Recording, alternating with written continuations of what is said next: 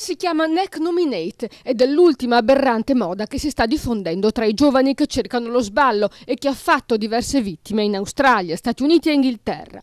Il gioco ha fatto molti proseliti in Friuli e non tarderà ad arrivare in Veneto. È una sfida, si viene nominati e si deve bere tutto d'un fiato, un boccale di birra, di vino o di qualche liquore e poi il vincitore nomina un amico che deve fare altrettanto. Chi non ce la fa deve offrire a chi ha sfidato una cassa di birra, di vino o una bottiglia di superalcolico, oppure offrirgli un'intera serata a base di alcol.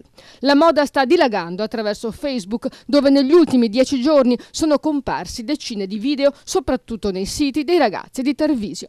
Gli operatori sociali di Udine che si occupano di dipendenze hanno lanciato l'allarme, ma sono impotenti. Rimuovere i video in tempo reale è impossibile e i social network sono senza controllo. Al momento i nuovi adepti friulani sono meno estremisti. Ma l'alcol crea danni al cervello, allo stomaco, ma soprattutto al fegato che fino ai 20 anni non è ancora sviluppato del tutto. Non è da eroi ma da stupidi accettare la sfida.